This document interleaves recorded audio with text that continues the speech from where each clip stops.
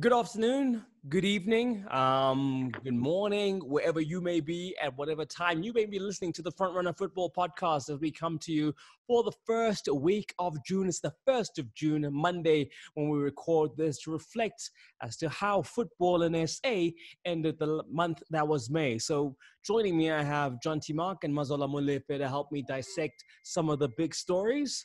And of course, I guess the best place to start is, with all this drama that's happening around clubs being sold.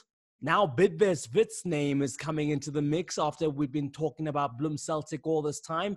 Jeremy Brockie finally breaks his silence, but doesn't even say too much.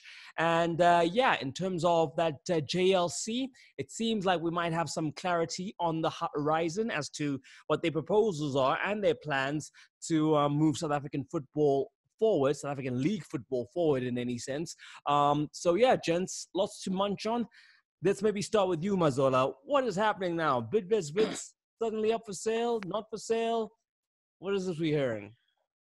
Yeah, I mean, about 2 weeks ago, we had a story about, the rumors that we had been hearing about Bidvest Wits potentially being sold. The club CEO, Jonathan Schloss, denied them and said Bidvest Wits is not for sale. Mm-hmm. And in fact, he's busy planning for the season ahead, meeting with Coach Gavin Hunt and looking at possible exits and arrivals at the club to plan for the 2020-21 season.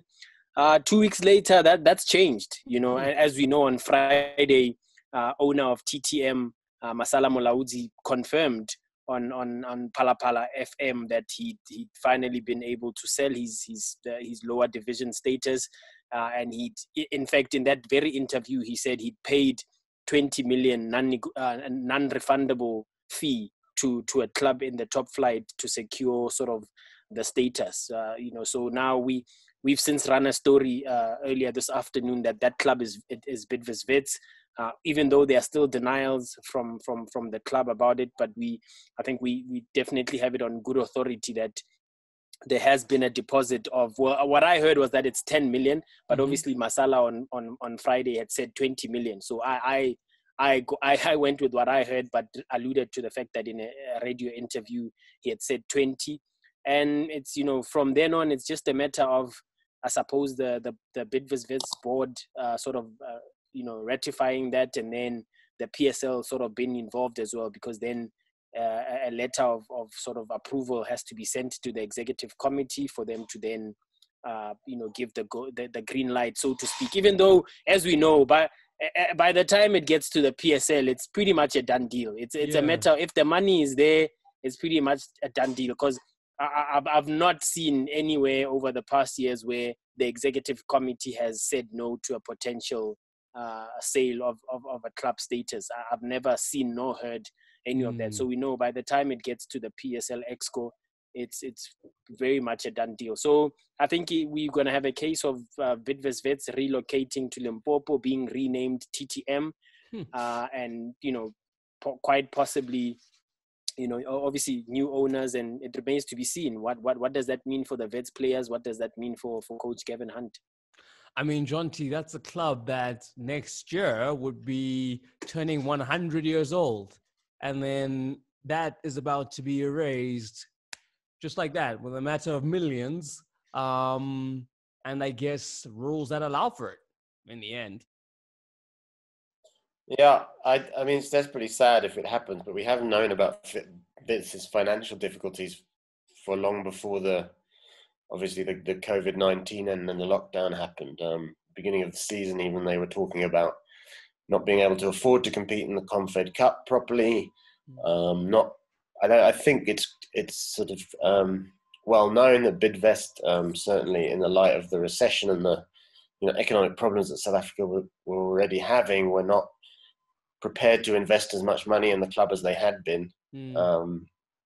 And so there were signs, and it could be that this is just the Wits have seen an opportunity and have taken it. And I think my attempts to get hold of Wits today have not been very successful, and they're usually quite an open club, which tells me certainly that there's more than just smoke to this story. And I think that I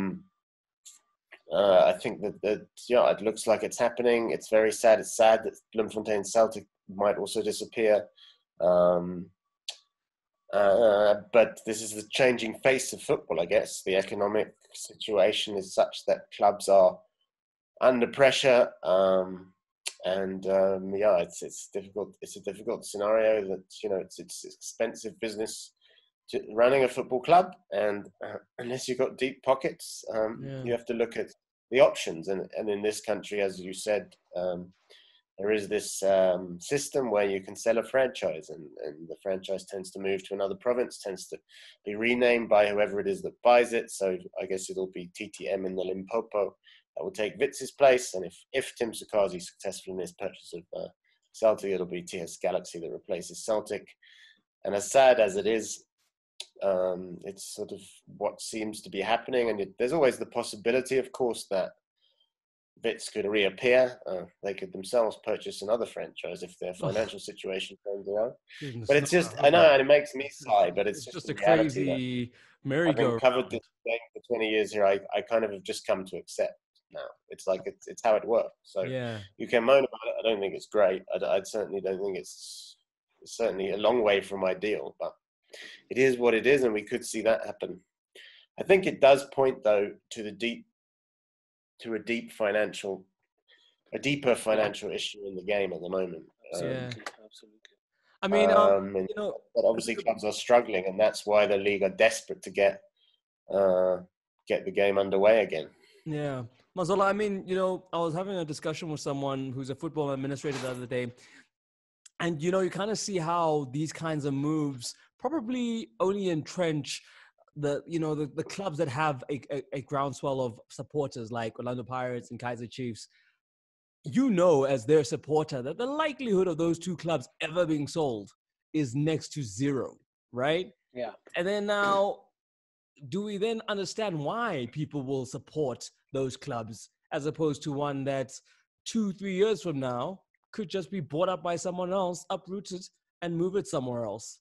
Are we starting to see how even our own regulations and ways of doing things are somehow hindering some of the progress that we want to make? Yeah, absolutely. Because, you know, I would even argue that sort of the way a lot of us would want it to be done is how Motsepe came into football, you know, buy a majority stake and then eventually become, you know, the sole, you know, owner of the club and keep it where it is, you know, which is what the Celtic fans are arguing about at the minute, you know. So you are spot on in from that point of view, that, you know, loyalty then sticks with the clubs that are proven that can weather the storm, if I can put it like that. Because I mean, who would have thought? I mean, Wits with a lot of money been put in by Bidvest over the years. You'd think, and them being a club that's you know also involves an institution such as Wits University. You think that's solid enough, you know. I remember. I mean, I'm a Wits graduate, and all my years there at Wits, I had sort of become a Wits supporter as well. I pay my 150, 200 rands for the year, and I get home season tickets, and I get a jersey as well. So you feel like you're part of the family. But now all of a sudden it just uproots and relocates to Limpopo, you know, out of nowhere almost. Although we've always known that there were financial difficulties. The restructuring of the club at the beginning of this season, you know, certain players' contracts not being renewed because there's not enough money and that kind of stuff, and, you know, them dipping into the free agent market so that they can boost the squad and that kind of stuff. So yeah, it's you know, it's sad, but to your point, Gamza, I think that's definitely why supporters would lean more to backing the big three, as they are called, Sundowns, Chiefs, and Pirates, because chances of those being sold, you know, are next to zero. Right. No, it's a strange one, but like Jonty points out, I guess it's all the economics of it that it boils down to in the end. And then let's move on in terms of, just speaking about these PSL executives, with the SAFA executives, this JLC. I mean, there was a statement that came out from SAFA today, Jonty, just, just words, I guess, at this point in time. It was just kind of, there's no much detail in there. It was just telling us about what to expect. And I guess, we might be turning a corner with training now resuming, obviously. Now the final frontier is to get players back onto the pitch. Look, there's a there's a letter that SAFA and the PSL have now been told by the sports minister to write, according to the statement, regarding protocols. I do feel like we're stalling for time here. I don't know what, but it feels like we've known this now for a long time. And it's just like the next step needs to be taken. There isn't a lot of clarity. I didn't feel like there was a lot of clarity in what the sports minister said, where on the one hand he's saying training can resume, on another he's saying no sport in the so-called COVID hotspots. So what does that mean? And I think there is some confusion speaking to people around the game about whether teams are allowed to return to training right now or not. We've seen clubs like Amazulu and Cape Town City putting on their social media that they're ready to go. But alternatively, you speak to people and there's not necessarily, certainly I spoke to Gavin Hunt today, he didn't know, but that could have something to do with Wits and TTM as well. I'm not sure. That's next season, I guess. But no, and I mean, he didn't know. He said he was waiting for the next couple of days. So there's certainly clubs seem to still be waiting for an all clear from the PSL. And I think there's some, I mean, what bemuses me, and I wrote like an opinion piece about it today, that the last official statement that the PSL made about this coronavirus and the season going forward was on March the 19th. That's over 2 months ago. And I understand also that clubs, apart from that communication, didn't get anything from the league. Zero, yeah. And then last week they got a letter saying, and the letter is a letter that reprimands me. It's a letter. It's a sort of a gag order to say don't say a word to anyone about. It's crazy. There's confusion, and then of course what I also heard today is that some teams have apparently, and I haven't seen this myself, been training anyway, regardless of the regulations. They've just been training. Yeah. So you've got a situation where there's just no leadership from the PSL, and whether they've kowtowed to SAFA and just said, okay, SAFA can make the statements, but SAFA statements, and I actually do praise SAFA for constantly updating us on some level, even if the updates are sometimes unbelievably vague and sometimes just don't really say much. But at least they're saying something, while the league have just, decided almost to, like an ostrich, as someone put it to me today, and stick their head in the sand like an ostrich. Yeah. I don't know. It just doesn't seem like leadership to me. And whether the league will get up and running, I think there's a lot of confusion among the clubs, and I don't think anybody really knows whether they can go back to training as of now. And obviously the government needs to look at it and give permission. And but also, so we don't know, and it seems a bit up in the air still. Yeah. Even though, in theory, clubs seem to think they can go back, or some do, like Amazon and Cape Town City. Right. Mazola, I mean, if you had to venture a guess as to why, like Jonty says, we've had this ostrich putting its head in the sand approach, even to the point of now when there is a moment to kind of lead the charge, especially when it all kind of revolves around the professional league starting and you're the custodians of the professional league, and that's what we're fighting to get started with. Then there's just like no sense of leadership as we've stated. I mean, if you had to venture a guess, what's going on in the minds of the people who are running men's professional football? Yeah. Look, I have a theory, Kamza and John T. I think, a lot of, if you look at our executive committee, obviously run by Chairman Ivan Khoza, Ms. Matu Mazala, and the others that are part of that executive committee. You can argue that maybe there's sort of some sort of old school mentality that if you're not sure about something, just not say anything until you know for sure that it's happening, and then you can confirm it. It can be it's it's one of two theories that I have, that it's that one idea, and then the second is that possibly they just don't know how this thing will unfold. So rather than lead to more confusion, because I'll tell you what, and this is what has happened, exactly what has happened in between a letter that's come out from obviously the PSL CEO to clubs, and the sports minister on Saturday, and SAFA today. There continues to be more confusion. Whereas if there's just one voice, then at least we sort of understand what the direction is. And I've said to someone even today that I believe if the PSL executive committee felt like it was not necessary to come out over and over again after every meeting, they should have just made one statement from the beginning. Yeah. That one statement, even if it's a one-liner, although it might not mean a lot to them, it means a lot to the members of the public to say, okay, at least we have leaders that are trying to figure out a way forward. And this is what they've said. They've said, we are going to continuously be having one meeting after the other to try and figure this out.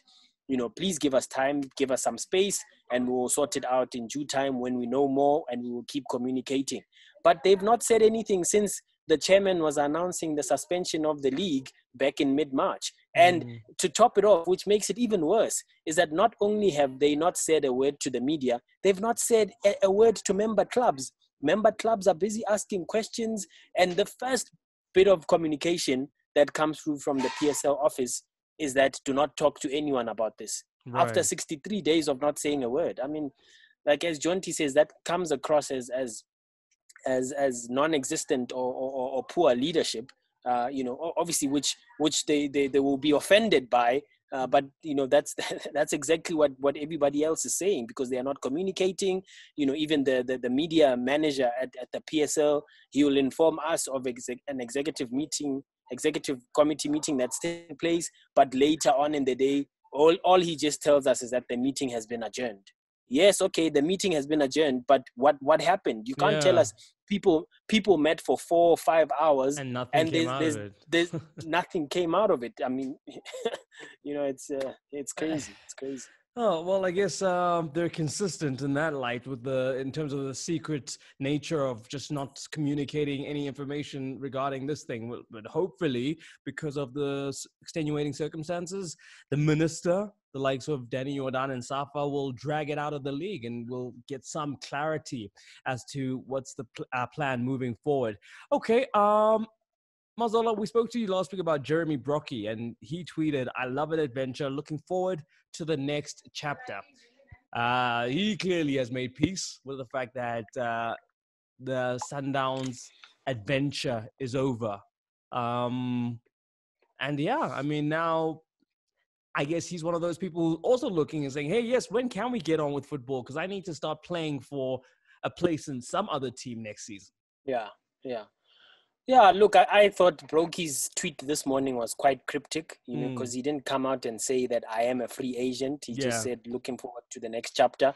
I mean, that could mean anything. It could mean going back to training with Maritzburg United tomorrow, Right. No, it could be. It could. Yeah, exactly. So it was quite cryptic. But obviously trying to follow up on that, there was no success in getting hold of Mamelodi Sundowns to give clarity. And I think we have to wait a little bit longer to actually understand what is going on there, because as things stand, Brokey is still, contractually, he's still tied to Mamelodi Sundowns until the 30th of June, albeit being on loan to Maritzburg United. But, as far as, the club exercising the added option that they had on him, it looks like they've just kind of gone silent. And he may very well be a free agent, because I know for a fact that Mamelodi Sundowns have taken up options on some of their players whose options were coming to an end at the end of this current month. So, you can't say you've looked only at those issues only those players and not looked at the others. If you're going to look at the contracts that are coming to an end on the 30th of June, you look at all of them, regardless whether the player is still in a Mamelodi Sundowns shirt this season or, you know, on loan somewhere else. You've got to look at it holistically. So, you know, I think it may, the fact that there's been silence from the club, it may very well be confirmation that Brokey is indeed a free agent. Okay, and I mean, John, to that point of him trying to play for a place, I guess that only kind of works if wherever you are at the moment, you're kind of, you know, the main man and are playing. And that's not really the case, or not been the case at Maritzburg United. It's kind of been a bit part player, which makes it hard for anyone to cast a critical eye over him. Yeah, I mean, a little bit in and out of the team towards the towards the sort of bit before, just before the lockdown, he was playing a bit more. He did get his first goal with a bit of a scuffed finish, but he scored all the same. So I think he was, you know, and I think it's a tough one with Brockie because he's 32. He's, you know, if he does get another deal, it'll be sort of his last one. And yeah, I mean, and it's a tough one because we don't know when the season's going to end or when the next one's going to begin. But I would think, you know, Tinkler seemed, when you spoke to Tinkler, to like him, whether he was, you know, sort of trying to keep his players' spirits up or whether it kind of was genuinely 100% that he really, really, really thought highly of Brockie in terms of the current Brockie and not the Brockie who played for Supersport, who obviously would be a first choice for any team. Right. I don't know, but I think that, yeah, Brockie hasn't played well really since he moved to Sundowns, and that's partly on the Sundowns for not really using him very much. I think goal scorers usually need like some time in a team. Yeah, and you never got the sense that Pitso Mosamani really trusted Brockie as his main man, and he tried to play him in a position that maybe Brockie wasn't suited for. I think at Maritzburg, Tinkler was also using him sometimes in different places, but I think that Brockie certainly started to fight for Maritzburg and became part of a Maritzburg team that was doing much better. I think for Brockie, it would be good for him to get to another club. And that's maybe what the new adventure tweet was about. As Mazzola did mention, though, it is rather cryptic. It could mean he's looking forward to a new adventure at Sundowns. I don't know. But It could mean he was looking forward to level 3. Who knows? Yeah. Until Sundowns come out and obviously say, you know, we've released or haven't released, or Brockie makes a statement to that effect, it's difficult to know what that tweet meant. But I guess it set that deadline and sort of say, and unless I hear by then it's over. So I guess in his mind it is over at Sundowns. It doesn't seem like anything. Seems like the decision hasn't been made for him to stay, so he won't stay. Okay. Well, ahead of our next session, I think let's find out. Let's find out what it means for his future at Maritzburg. I think so, yeah. And then, we'll get back to you, our listeners, with that information come Thursday. Yeah, we'll find somebody to speak to and just find out what it means for him at Maritzburg United. Cool, gents. Well, yeah, I mean, we're kind of in this vacuum of information. We don't know what's happening. We don't know if clubs are being sold. They're not being sold. I guess time will tell. Maybe June will be the most formative of the months, one where we see the PSL speak, yay, and you know, we see some solutions as to what's going to happen with the professional game here locally. But I guess, yeah, clarity around the training still needs to happen, and yeah, I guess contracts as well, as we get closer and closer to the resumption of seeing out this season. I guess we'll reconvene in about 72 hours, gentlemen. Anything that's picked up your, you know, kind of your senses in this new cycle before I let you go, Jonty? Well, I did just want to make the point, obviously, we've been hammering the PSL a bit, but one thing I will say is it's ultimately government that has to decide whether teams can play or train. And government are the ones who kind of have been very cautious. So that's why I wouldn't get my hopes up too much, because they've been very, very cautious. And they're frustrating a lot of, I think, sporting bodies who want to play. I know golf have had their say, and it's a difficult situation for them. But I think ultimately, one thing in the PSL's defense is that government, it's not really in their hands, and it's not in SAFA's hands. Ultimately, Yeah, no, for sure. I think our only criticism is the lack of communication. I think it's just a complete lack of communication and leadership. And the leadership. That's it. I mean, obviously, you're going to take your cues from government, but nothing hurts in coming out and sounding like you and them are on the same page and are working together in your end objective. Mazola, you, in terms of things that you think might develop and bubble to the surface over the next couple of days? Yeah, I'd love to hear more from clubs speaking about their plans to return to training, given that it seems like they've obviously been given the go ahead, but there's sort of this gag order that's been placed on teams until tomorrow's executive committee meeting. So what's important now is to obviously, try to get an update from tomorrow's meeting. And then I think after that, then clubs can then start to sort of speak to the media a bit more to outline their plans going forward. Because it was all good having interviews with them in the early stages of lockdown, because it was only just starting. So the focus was, how has this affected football? How do you think, how long is it going to last? What are your plans over the lockdown period? How are you going to train? But after 2 months, everybody's sort of exhausted from that.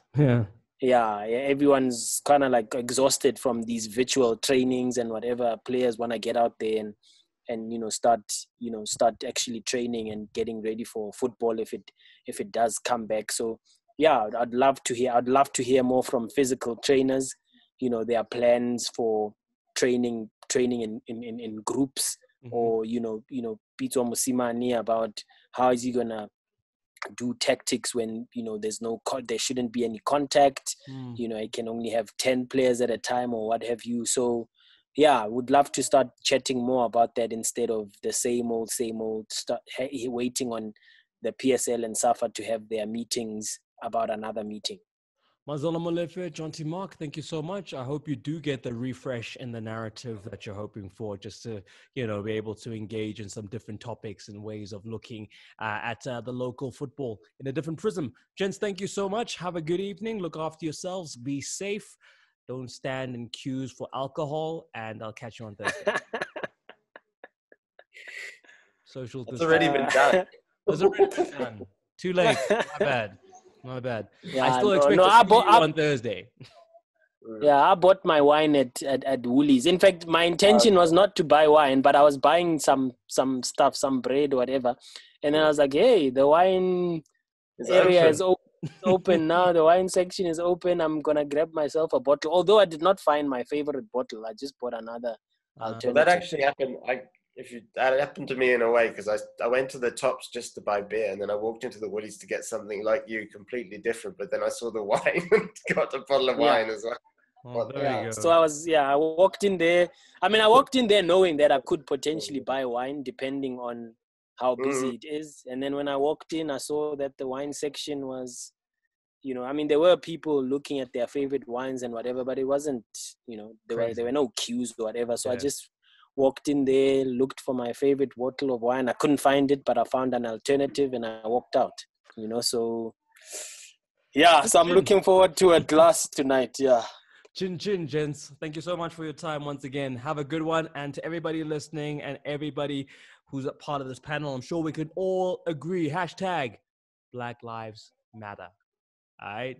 It's really simple. We don't even have to fight about it. You know what we're saying when we say it. Look after yourselves. Look after your fellow human beings. We'll catch you on Thursday. Ciao.